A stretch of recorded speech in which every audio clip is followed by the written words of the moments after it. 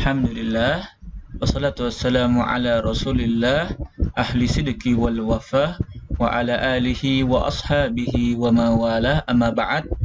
Ikhwati fillah, atulab wa talibat, a'adzakumullahu jami'an. Bidayatan, qabla an nabda'ad dars, nakul assalamualaikum warahmatullahi wabarakatuh. Taib, ikhwati fillah, kita lanjutkan kembali pembahasan kita. Kita masih di bab yang keempat ya, bagian yang pertama. Karena Ustadz lihat ini panjang-panjang ya, dan poin-poin penting yang berkaitan tentang sifat-sifat Rasul belum ada. Ini kayak kata pembuka aja ya, untuk menambah wawasan kita aja ini. Jadi kali ini Ustadz akan baca secara cepat ya, dan Ustadz rangkum. Didengarkan ya. Meskipun tidak ada poin-poin penting yang masuk di ujian di di pembahasan kali ini, tapi ya untuk menambah wawasan dan faidah, sebaiknya antum dengar semua ya. Kita baca. Makulnahu fi ma yata'allaqu bil umur ad-dunyawiyah wa syawahid ala dzalika katsirah wa idza nazarna fi tari syaqawatin nas wa fasadihim fil ijtima' wal umran hina fatratuhum minar rusul linulki dzalika kasar min sifatin langsung aja ya kita baca. Kalau kita melihat ya di zaman dahulu, di zaman sebelum diutusnya Rasul, contohnya di zaman jahiliyah ya, kehidupan manusia itu lebih parah daripada binatang ya. Aksaru an yuhsa sifatuhum syarrun min sifatil an'am wal bahaim. Ini sifatnya manusia zaman dulu sebelum Nabi Muhammad datang di Mekkah itu seperti binatang ya.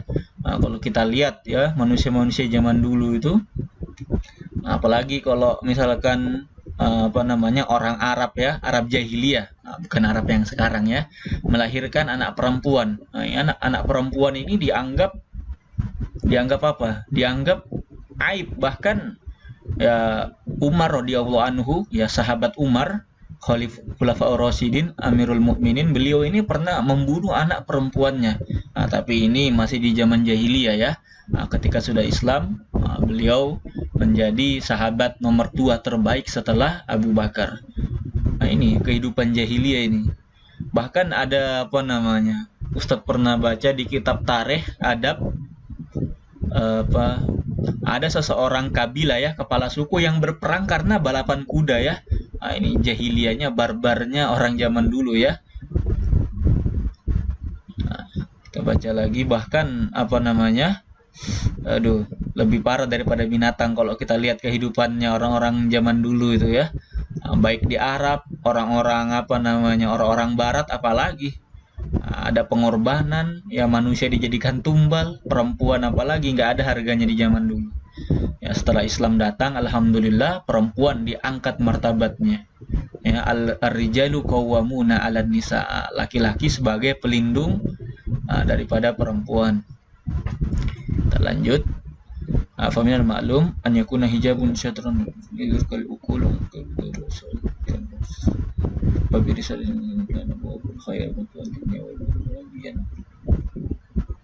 ketika diutusnya seorang Rasul ini, maka perilaku-perilaku jahiliyah, perilaku-perilaku buruk ini dihilangkan ya. Rasul mendatangkan dengan ajaran yang baru, yang sesuai dengan akal sehat dan fitrah manusia. Karena manusia itu ya namanya akal manusia ya. Akal itu banyak pemikiran. Kalau ada dalam suatu musyawarah atau suatu diskusi, pasti ya setiap orang punya pemikiran, dan pemikirannya itu berbeda-beda. Dan belum tentu yang dipikirkan semua orang ini sesuai dengan maslahat semua orang. Makanya Rasul ini datang dengan wahyu ilahi ya, dengan risalah, yang mana risalah ini sudah jelas ya, ajarannya datang langsung dari Allah Subhanahu wa taala. Allah lebih tahu risalah-risalah apa-apa yang sesuai dengan kebutuhan kita. Nah, contohnya apa namanya? Hukuman kisos, hukuman mati ya. Nah, ini Allah lebih tahu daripada kita. Hukuman apa yang pantas bagi seorang pembunuh, yaitu dengan dibunuh ya. Nah, makanya kalau antum ke Arab Saudi, Masya Allah, negara Arab Saudi ini negara yang menerapkan syariat ya.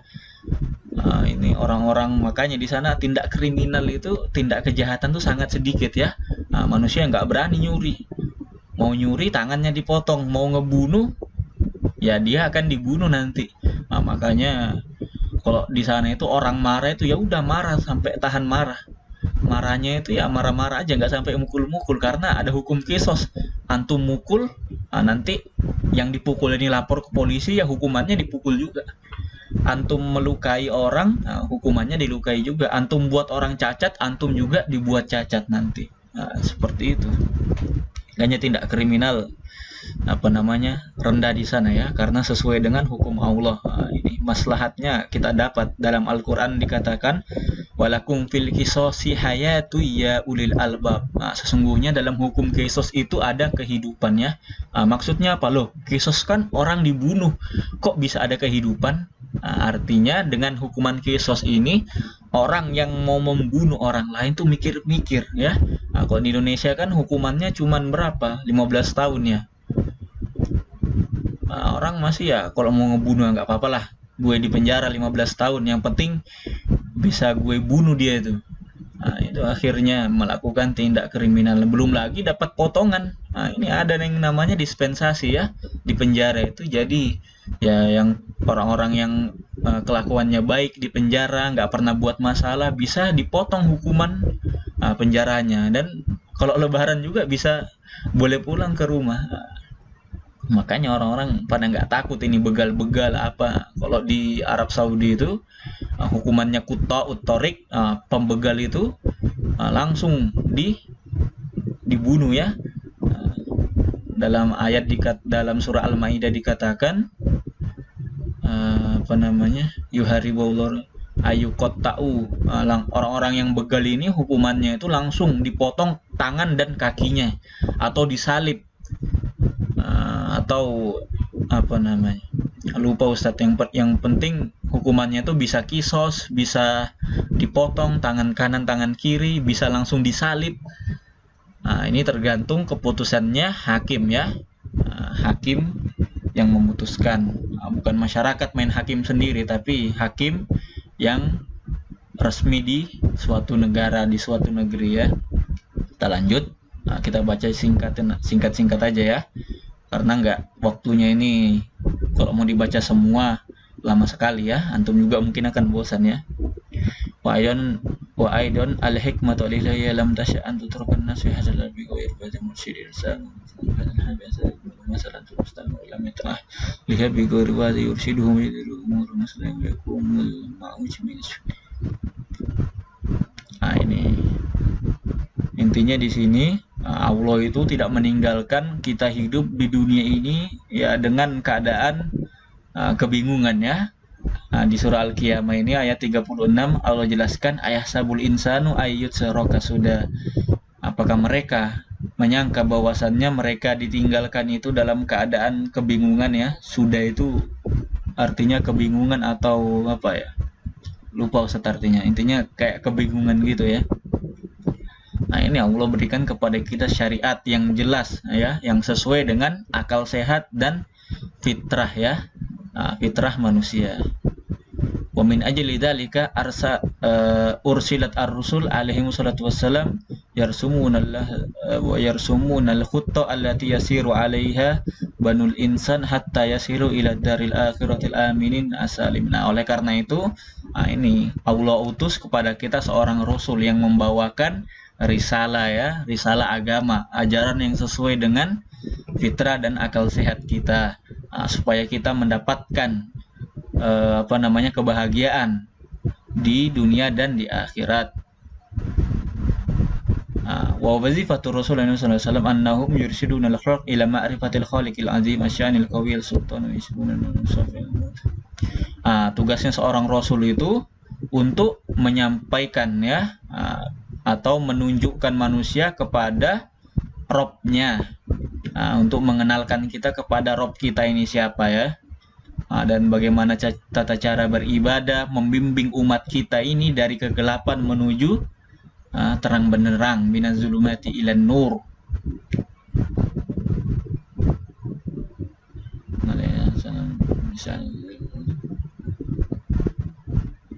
Di sini juga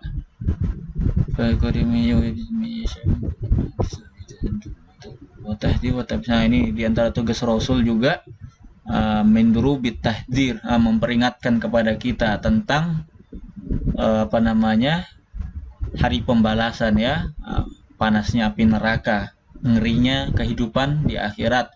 Wa tabasyir, menyampaikan kabar gembira tentang balasan orang-orang yang berbuat baik ya, berupa surga, al-wa'ad wal wa'id, janji Allah dan ancaman Allah, wa ma yadkhulu fi ma'na wa'ad wal irsyad, dan segala sesuatu yang berkaitan tentang nasihat dan irsyad ya, bimbingan. Wa yusunul makarimil akhlaq wa yakhussuna nas ala makarimil akhlaqi wal adab. Ini juga Rasul juga mengajarkan kepada kita untuk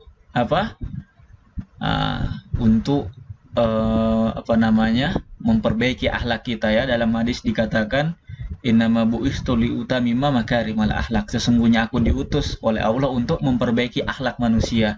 Yang mana di zaman jahiliyah itu manusia tidak bermoral, tidak beradab, maka Rasul memberikan kepada manusia, menunjukkan, mencontohkan adab yang sesuai dengan ajaran Islam, nilai-nilai Islam ya. Bukan berarti ya adab Islam ini mengganti seluruh adab yang ada di dunia ya, adat masyarakat manusia, enggak ya. Cuma meluruskan adat-adat kita ya. Misalkan adat-adat di Jawa itu ya enggak semuanya buruk ya. Enggak semuanya adat-adat manusia itu buruk ya. Ada sendiri setiap suku itu ada adatnya. Yang dirubah Islam itu adat yang tidak sesuai dengan nilai-nilai Islam. Adapun adat-adat yang sesuai dengan nilai Islam, seperti ya kalau orang Jawa bahasanya santun, cium tangan, manggilnya lembut. Nah ini nggak dirubah oleh Islam ini.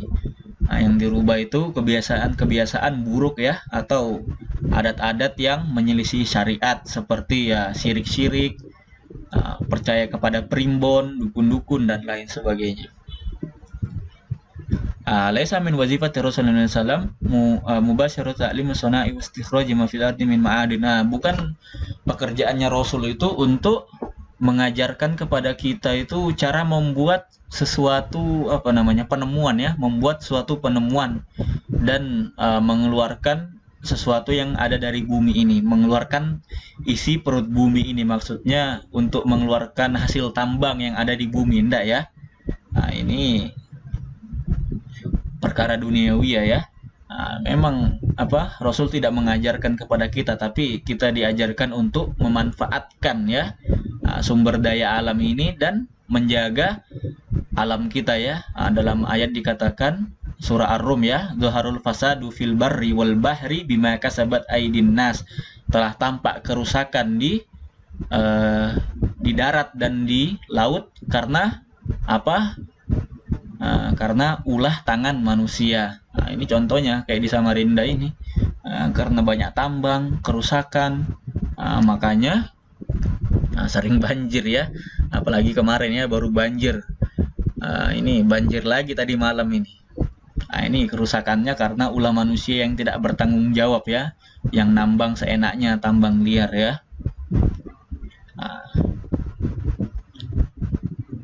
Ini sama kayak tadi kita baca. Insan zakar.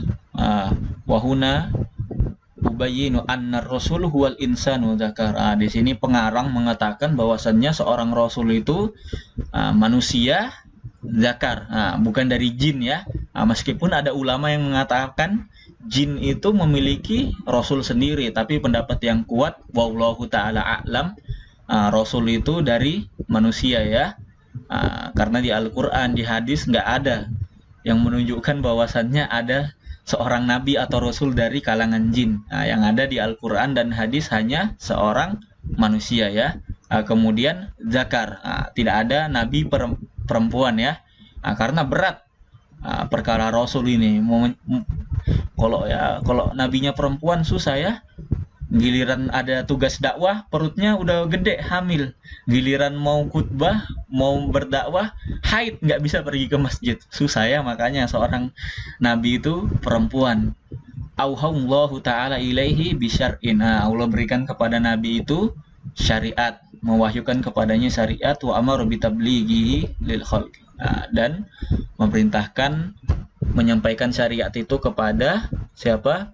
Kepada manusia. Wa alam yu'mar bitablighi summa nabiyan faqat. Ini rasul tadi tugasnya menyampaikan wahyu. Adapun yang diberi wahyu tapi tidak menyampaikan itu seorang nabi. Ingat ya, rasul diberi wahyu dan menyampaikan. Kalau nabi diberi wahyu tapi tidak wajib menyampaikan.